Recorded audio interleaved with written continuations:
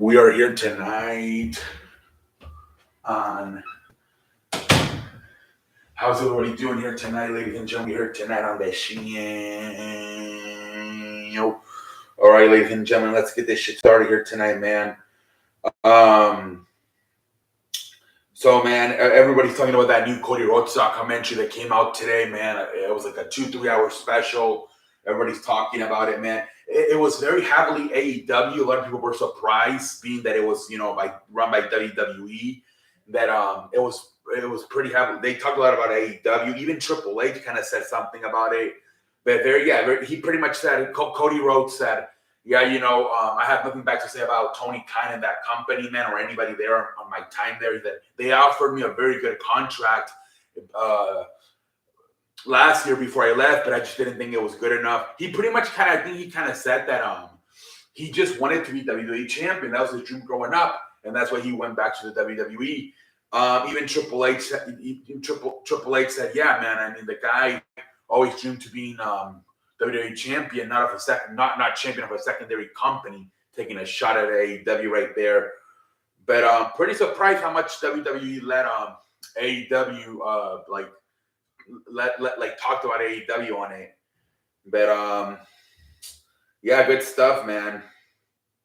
Moving forward,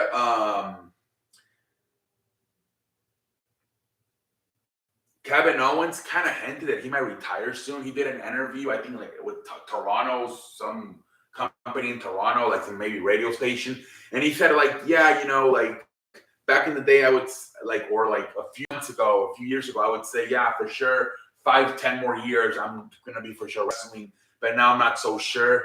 I feel like I still want to be part of the WWE. I just don't know what capacity. He looks like he's not sure what he wants to do. But yeah, he even hinted that he might want to retire soon. Perhaps maybe the injury's catching up to him. And right now he's dealing with fractured ribs. Not a big injury, but I don't know, man. He's never had like a big injury, but he's always had like these nagging injuries. So I don't know, man. But this is the same thing he did a few years ago when he was about his contract was going to expire, and then he ended up coming back. So I think he still has like 1 or 2 years left on it.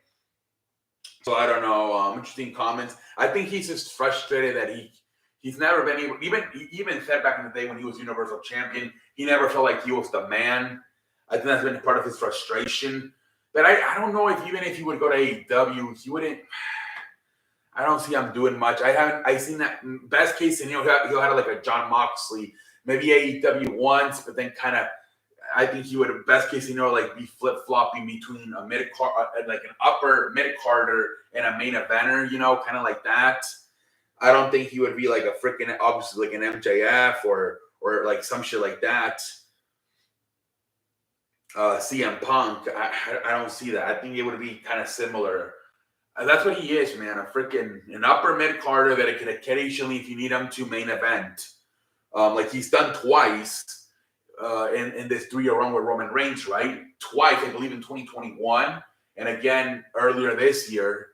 He's freaking worked with Roman Reigns and fought him for the title, so he's capable of it. But he's more like I said, mid card main eventer, mid card, upper mid carder that is very capable of when you need him to be a main eventer, but not like a legit true main eventer, just like when you need him for a storyline, and then he can go back to being a mid-carder.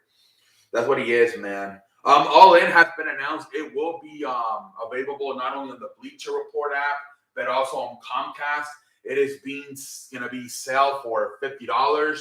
A lot of people were wondering if this was going to be a pay-per-view, because the following week they have All Out, which is like the legit pay-per-view. This is being presented more like a live event, where you see guys have barely talked about it on either Dynamite or Collision. So a lot of people were wondering if it was going to be available to watch. The only way you could watch this show was by tickets. But now in the last few weeks, both Bleacher Report and Comcast have come out and said that they will be offering it as a pay-per-view for $50. So people, it's interesting. I think people rather are going to want to buy all out the following week, because there's going to be more storyline behind the matches. We might possibly get Adam Cole versus MJF for the AEW Championship the following week. I just don't. I feel like obviously if you go to the show, you're gonna have a fun ass time over there at Wembley Stadium. But as a fan watching, there's not much. What am I even supposed to be watching? Right? You have about 3 weeks before the pay-per-view, and right now I think they talked about maybe Chris Jericho versus Will Ospreay. But outside of that, there's not a lot of matches going around. Not a lot of matches being announced. Where I feel like people are going to have a much better idea if you're staying and watching at home for All Out the following week. There's going to be the card for sure is going to be announced. So I think most people are probably just going to not even buy it unless you have the money. But I mean, are you going to? You got $50 this week, $50 the next week. Maybe if you have a lot of money.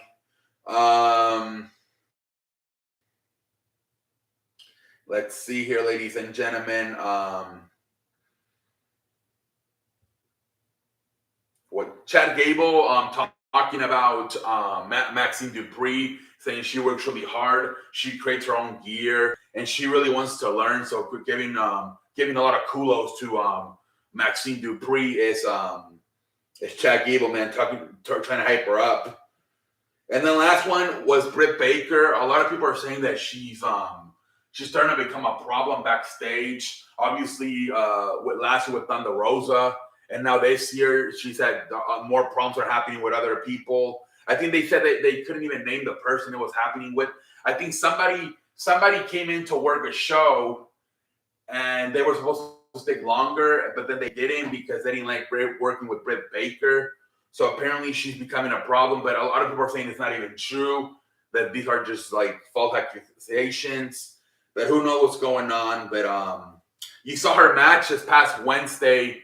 Wasn't the greatest. They messed up a few spots. Even when she put her in the submission hole, the lady the girl tapped out right away, almost like I'm done with this shit.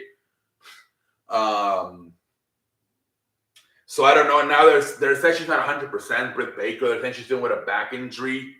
So maybe that's part of the reason her matches have she hasn't been in a good storyline lately. And that match on Wednesday, she had the match, I believe, the previous Wednesday, and it was like a squash match. And then this Wednesday, she had a match, but a lot of like botches were done. So maybe she's not 100% right now, Britt Baker. Let's see here, ladies and gentlemen. And more praises for LA Knight. Shawn Michaels said, Seth Rollins said, put a rocket on him. The limit is the sky. So this guy, LA Knight, continues to get more praises by people. Let me see here. I talked about Britt Baker. I think we're ready to move on to Collision real quick. I think that should be hold on, let me see here. Let me do Collision real quick. Collision. Hold on.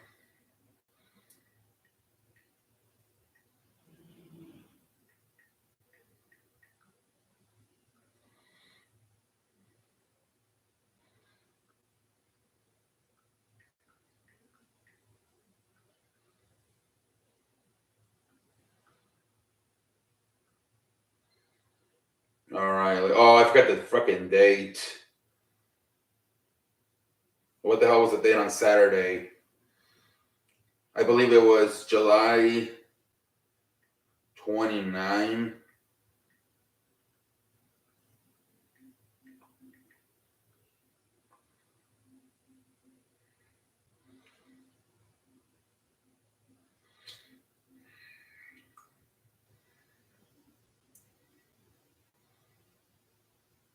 All right, here we go, ladies and gentlemen. AEW Collision, man. From freaking Connecticut. What the hell's happening, man? What the fuck is happening right now, man? All right, let's go. Much better show. Probably the best wrestling show of the week, honestly. Monday Night Raw was very Judgment Day heavy. Dynamite was trash. I'm sorry. SmackDown, outside of the whole Jey Uso Roman Reigns stuff, it wasn't that good either. So this was probably by far the best wrestling show of the week. Collision, man. We started off with freaking the freaking ladder match, man, between fucking Buddy Matthews and Andrade, man, for the freaking mask, man. But a hell of a match, at the end there. Coughs Andrade to the bottom rope, but then Andrade somehow gets the keys from Buddy Matthews, and he breaks himself loose, and then he fucking ends up fucking putting Buddy Matthews in the handcuffs. He climbs to the freaking top of the ladder, and then freaking Julia Hart is trying to stop him he fucking starts climbing the top of the ladder with Julia Hart on his back, and then Buddy Matthews was able to like grab some type of tool to break through the handcuffs. He gets in, so freaking Andrade has Julia Hart on his back, and the other he's trying to fight off Buddy Matthews on the other side, and then Julia Hart ends up getting flipped, and and now she's with Matthews. She's like on Matthews' back. So then fucking Andrade just freaking drops him into a table. They both fall on the damn table, Matthews and Julia Hart, and Andrade just gets the mask. It was a really good match. I thought it was going to go a little bit longer, but it was a good match, man. Andrade wins the match. Good stuff. No interference from neither Malachi Black or Brody King. I was surprised. The only one that would interfere was Julia Hart. I thought they were going to have them interfere, and maybe Rush, who just re-signed a fresh new deal, was going to also get involved. Rush, but no. Outside of Julia Hart, nobody else got involved from the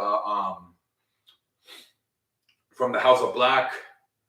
All right, ladies and gentlemen, let's move forward. Let's move freaking forward.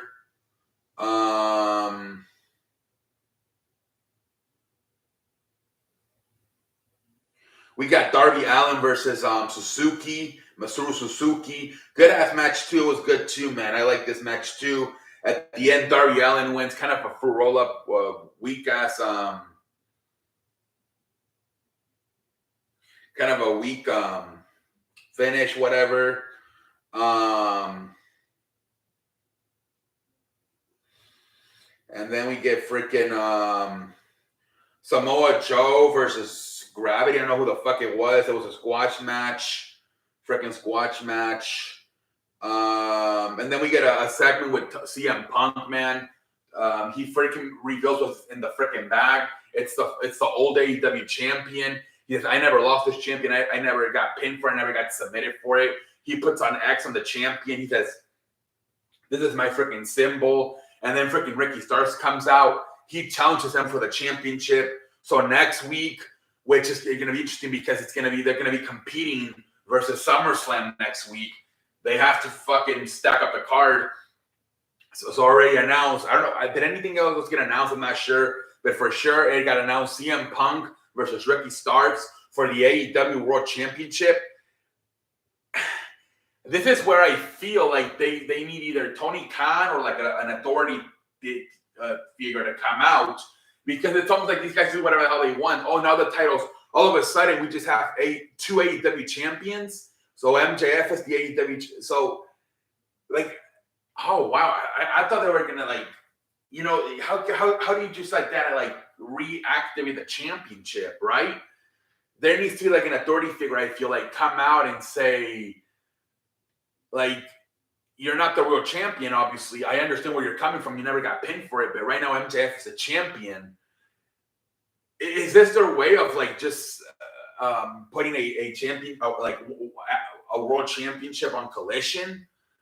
But man, it just seems like CM Punk just brought it back, and he just because he wants, he's able to now activate the champion, and now he's the champion.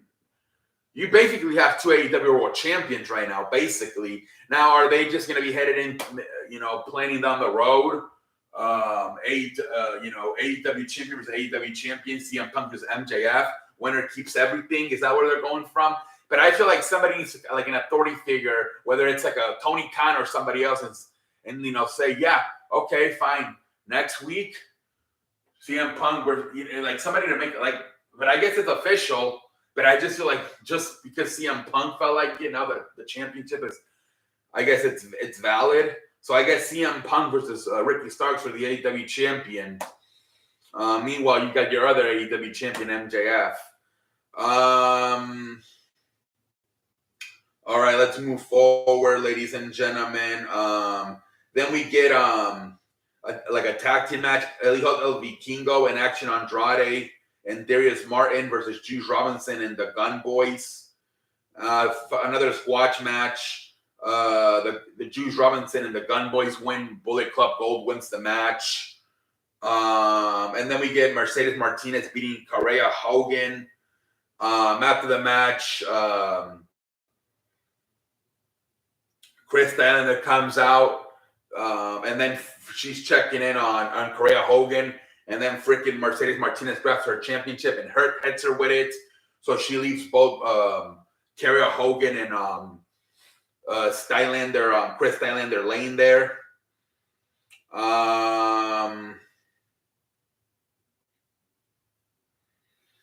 Let's see here.